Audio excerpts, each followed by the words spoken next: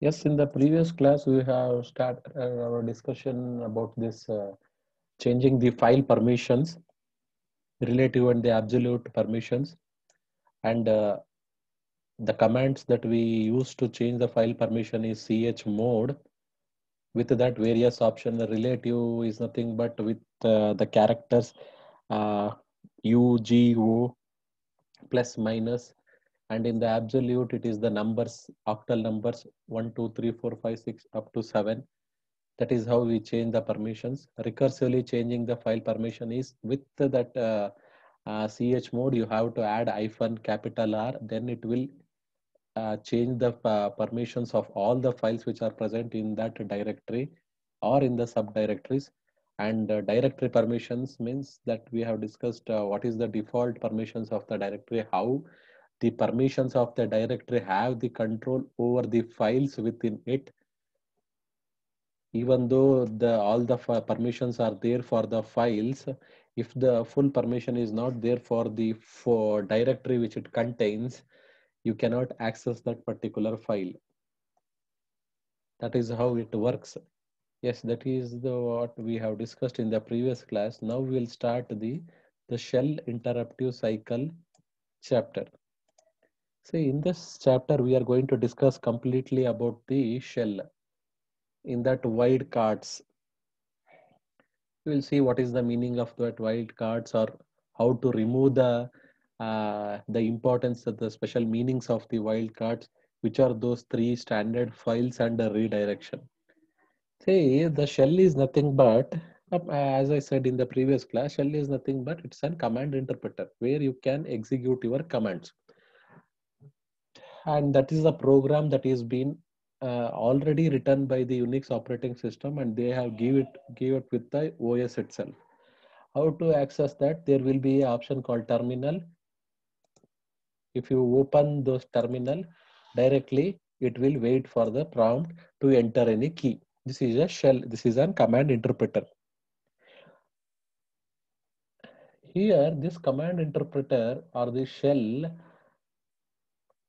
it is going to take the commands what we enter, some modifications it will do, and it will send it to the kernel, and it will return us the result. What actually the flow, or how many different types of shells are there? See, there is a name for each program. Whatever the shell, what I see now, it is different from the other shell in the other operating system. See, there is a Bourne shell. Bourne shell. It's also a program that will come with the operating system, but it will come with the Unix operating system. The developer is different. Steve Bourne, Bourne shell. Then there is a Bourne again shell. It is one more shell is there, improved version, that is also available in some of the Linux version. In Unix version, C shell is there. In some Linux version, TC shell is there, and also in the Unix versions, Korn shell is there.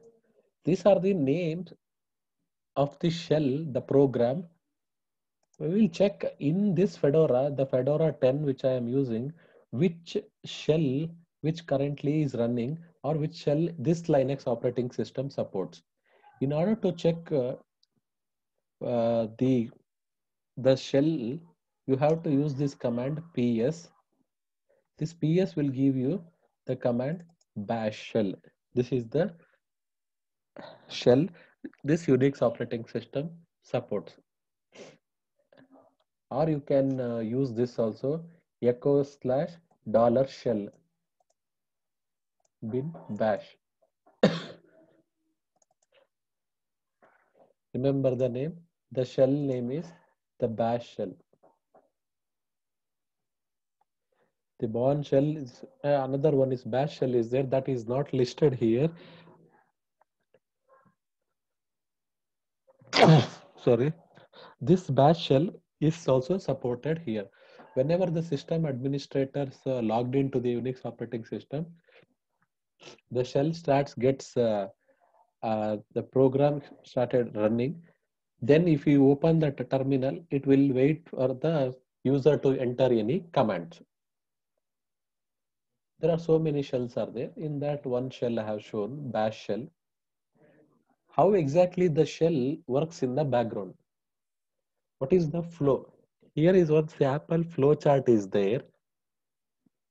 The sample flow chart which shows the working of the shell. What is the, how is the cycle? Whenever you logged into the system, logged into the Unix operating system, whenever you open the terminal, it will display the prompt. The prompt is nothing but this one. Whenever you log in, it will display the prompt. The next thing is you enter the commands. That is why it is, we are indicated by receiving the commands. Then it will execute.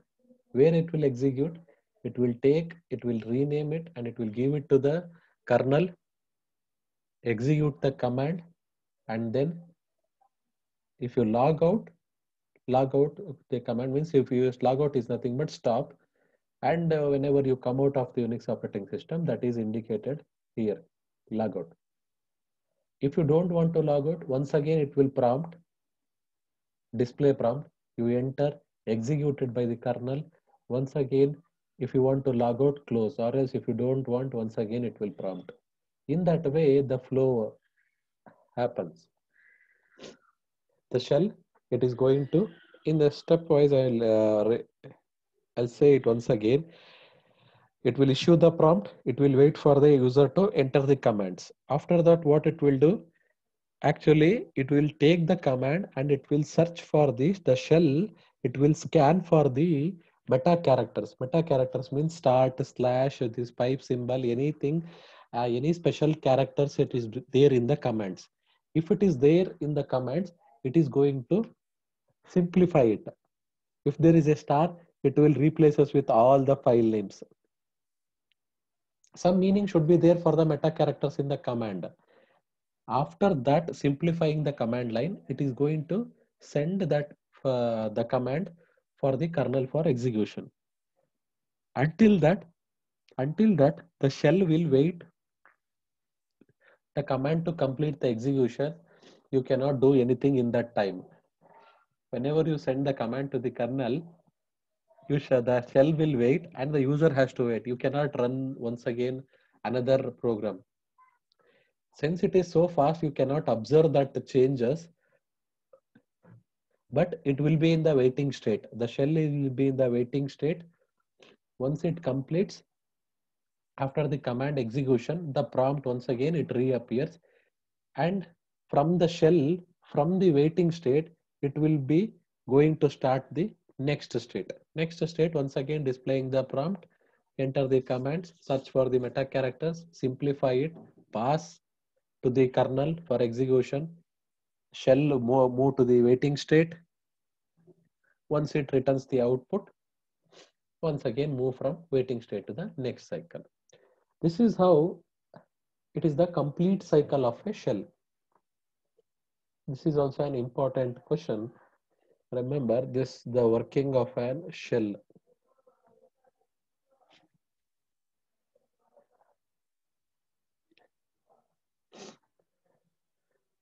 The next thing is, as I said, we use the word meta character. What is this meta character? What is this star slash is all about? In order to reduce our programmers' work, the developers' work, the operating system will support, it will support for us to find, research the files, to write the commands in the simplified manner. How it is going to do that is with these meta characters. With using these meta characters and also ordinary characters like I, G, H, all those things, the special the characters. With the characters on the other side, meta characters, combine it and we'll define one rules. Ordinary characters and the meta characters like star, question mark, dot, or any other thing. We'll combine that and we'll define one rules. That rules, what we'll do is we are going to concat that rules to the command. That rules we are going to call it as a pattern. We are going to attach that to the command, and then we'll enter in, then we'll ask the shell to execute. What the shell will do? The shell is going to simplify that command and it will send it for the kernel for execution. The meta characters that we use to construct the pattern, the meta characters what we use, the star, question mark, all those things, what we use, that is called as a wildcards. Remember, the meaning wildcards is nothing but the meta characters what we use in the commands, that we are going to call with another name wildcards. The list of wildcards that is supported we'll see here. The first one, very simple one, is star. Very simple one wildcard is star. What is this star is? It is going to, if you use the star in the command, it is going to match any number of characters including none. We'll see this, whether it is really true. There is a folder called, in my system root home, I have already created directory October 01. There is one directory. Now the control is inside the directory. There are so many files are there. I want to list all the files. ls star. It has listed all the files. CHAP chapter, CHAP1, 112, 12, chapter 2, chapter 3, new document, sample. Another one is SEMO. See, these are all the files which are present inside that directory. I want to see only the files which starts with CHAP. ls CHAP star. The star is a wildcard here. See what actually this star is going to do is, it is going to match for the file name minimum 4 characters, maximum any number of characters. After that, there is a rules for the file names that we already know. The maximum file name is 255 characters. It will match for all the remaining characters, but it should start with CHAP. See, CHAP 1, 112, 1, 2, 3. It will match any number of characters star including none. That is why CHAP is also matched, including none. It is not always expects a single character. It will expect 0 or more. 0 or more, then 1. 0 or more.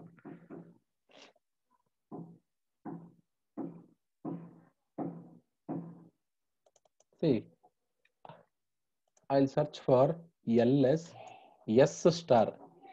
The output should be sample and SEMO.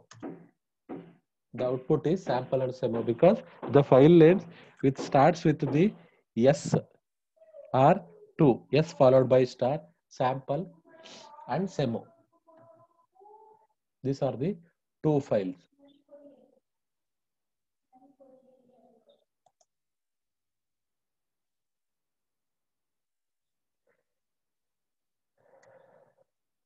Remember, star is the thing, but it is going to match any number of characters including none.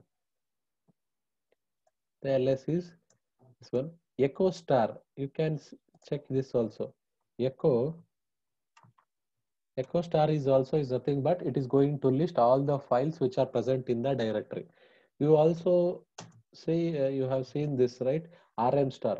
This should be, you have to use it very carefully because it is going to be delete all the files which are present inside that directory. RM star. RM star means delete all the files, remove all the files which are present in that directory.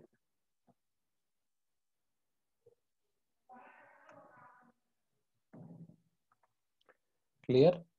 If you have any doubts in this star, you can ask now.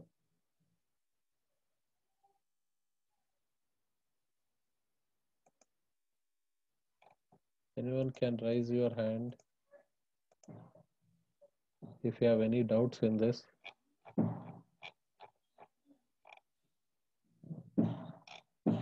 No doubts.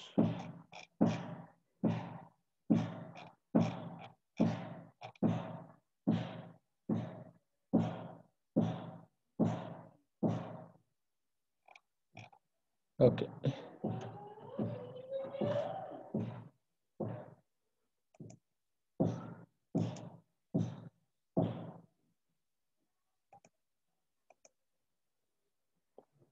The next thing, the next wild card is, the next wild card is question mark. The next wild card is question mark. The question mark is going to match a single character. Is going to match a single character.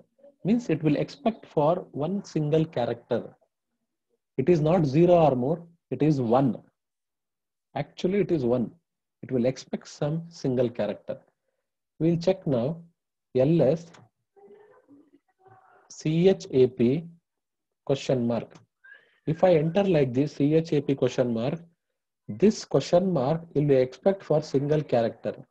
This command will execute and it will search for the file with the starts with the CHAP followed by any single character. See this CHAP1, CHAP2, CHAP3.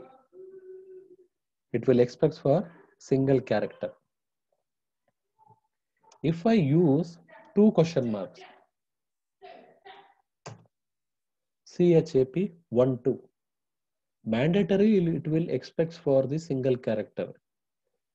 Now, instead of question mark at the end, if I add the question mark in the beginning, LS, it is expecting one character for first question mark, another character for second question mark, and ending with AB. CHAP is the file.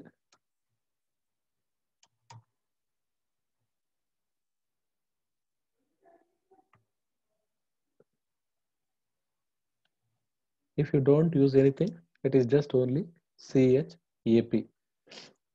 See, now I'll use both star question mark and star. What can be the output here?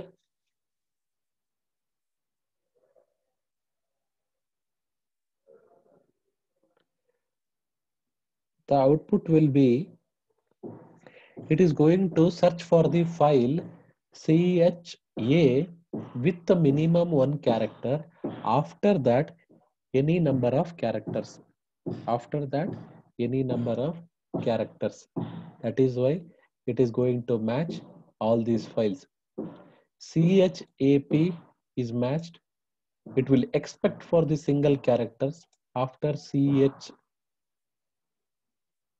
I'll create one more file that will be very clear. I'll create a file CHA. I have created a file. Whether it is going to list that? No. Why it will not list CHA? Even though that file is present there, it is not going to list CHA because CHA after that question mark is expected. Question mark means it is going to expect single character.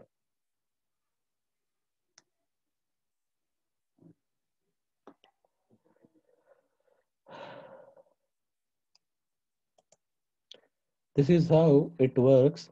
CHA question mark means it will expect single character. After that star means more than one character.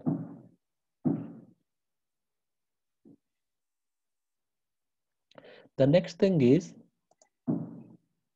question mark is nothing but the shell matches for all the 6 characters beginning with chapter, beginning with CHAP. The next thing is, remember this, there are some two exceptions in this.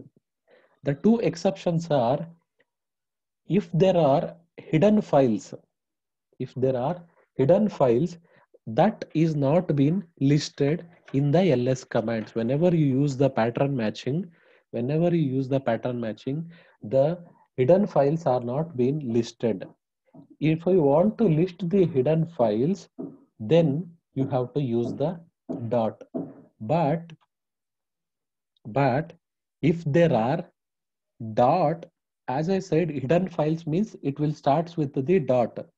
If the files, if in the name, if it contains dot in between, like this, the file name is semo.demo. This is the file name.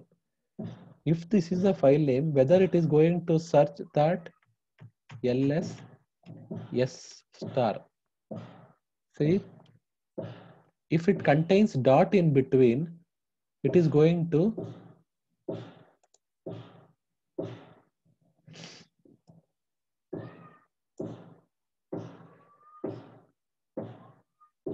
so urgent. Sabanayak 19 cs 407.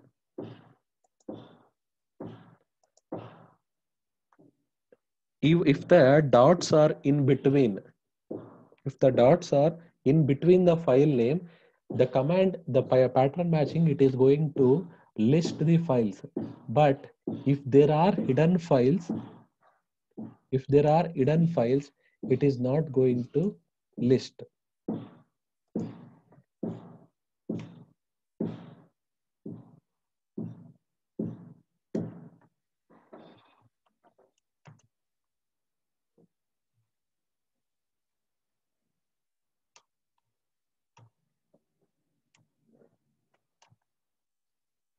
See, the config is not listed, even though there is a file name called config in that folder, but config is not listed. In order to list the hidden files, see, I have created one hidden file .config, but it is not listed. I have given the name ls c star. If in between dot is present in the file names, it is going to list. Embedded dots are there means in the file name, but the hidden files are not listed. In order to do that, they do not match the slash also in the path name. In order to match that, you have to explicitly add this. You have to add explicitly. This is the two rare cases, dot and slash. Dot and slash. For that, in order to match the dot, we are going to use the dot in the command itself.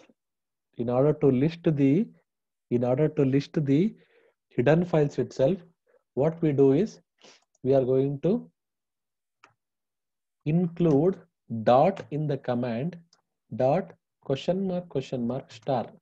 What this indicates, ls is going to list the hidden files, that is indicated by the first dot. After that, two characters it is going to mandatory, it is going to expect two characters. After that, any number of characters, star, 0 or more. Two question mark means two characters. The file name is there, the output is .config.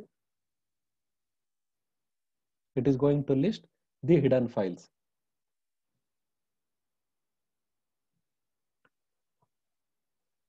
See, semo.demo is there, ls semo question mark de star. If I enter like this, it is going to match that. Even though, see, without the dot, I can match this, but this is not a hidden file. There is an embedded dot in between. In between, there is a dot. That is why it is been matched by the question mark. After DE, any number of characters, only one single file is there, MO. That is why it has matched that. All the idle files, if you want to match, you have to use dot in the beginning to match the dots. This is another wildcard. Three wildcards we have discussed: question mark, star, and the dot. There is another wildcard which is called as character class. We call it as a character class. Why this is called as a character class is, see, I want to see all the files. If there are 1000 files, I want to list all the files like this. See, it's another way, easiest way. CHAP. I'll use the big brackets. I know there may be any number of files from 1 to 9. If all the files are there, chapter 1, chapter 2, chapter 3, chapter 4, 5, 6, 7, 8, 9, it is going to list. I don't know how many numbers are there. Now I came to know that there are only 3 files, chapter 1, chapter 2, chapter 3. But what was my command? List all the files which were starting from the name should start as CHAP. This bracket indicates the range. After CHAP, there can be number 1 or 2 or 3, 4, 5, 6, 7, 8, 9. Any one single character.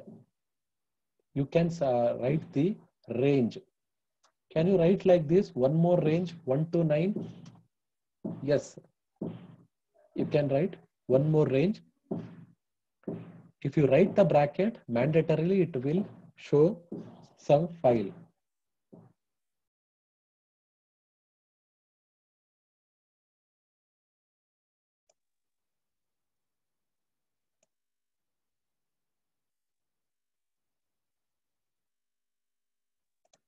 Another 1 to 9, another file is been matched, and that is why CHAP 1, 2 is shown.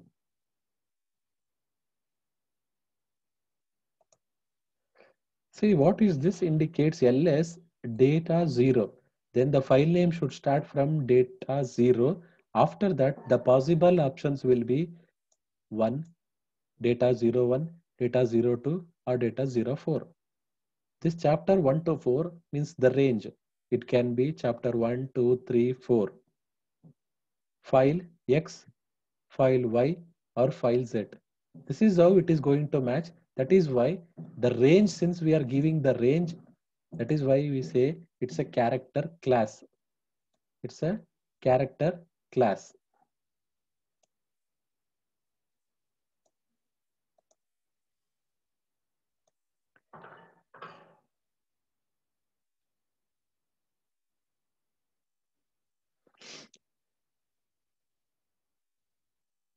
See, there is another way of matching the files. There is another way of matching the files, excluding something. Exclude in order to reverse the matching criteria. See here, ls star dot negation exclamatory mark CO. What this indicates is it is going to list all the files. All the files, the star indicates all the file name, followed by dot should be there. After that, dot C and dot O. Dot C dot O. Dot C is nothing but some C file. Some C file. RSA.C, matrix multiplication.c, or any prime number.c, any C file, or any file that the file name extension is .o. Excluding those files, it is going to list all the files. It is going to list all the files. This exclamatory mark, what it indicates is don't match these files .c and .o. This ls exclamatory mark, it indicates the file name that should not start with the alphabets. That should not begin with the alphabets. That file names you list. This exclamatory mark, it indicates it should not start with the character. matches all the file names that do not begin with the alphabetic character. Anyway, however you want, you can write the character class. The same thing, matching the dissimilar pattern. In order to copy only the C files or Java files, copy there is one folder, copy some root. Inside that there is one folder called program homes. Inside that star.c files and Java files that you want to copy. In that case, flower brackets if you use and comma separated file values if you give, directly it will copy. But in order to check it doesn't work in your the Bourne shell, in the Bourne shell it will not work. In the bash shell it is going to work. In order to copy the C files or the Java files or anything, some dissimilar patterns. See, it is different. This is different. C files and Java files. If you want to copy, you can use like this. The next thing, the remaining topic we'll discuss in the next class. Now you can send your attendance.